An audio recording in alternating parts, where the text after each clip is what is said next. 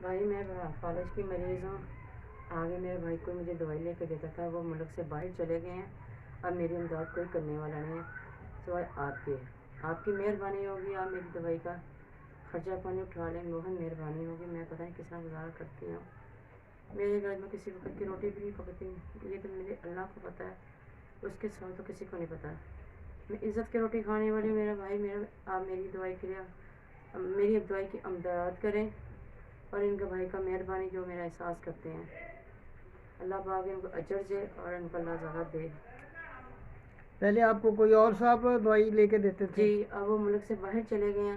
اچھا، آپ ان کا پتہ کوئی نہیں کب آتے ہیں کب نہیں آتے. ٹھیک ہے.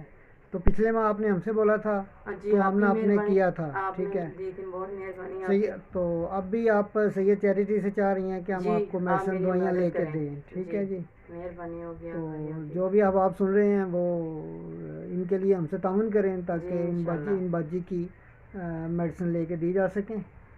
تو آپ کا بہت شکریہ بہت جی. مہربانی بھائی آپ کی.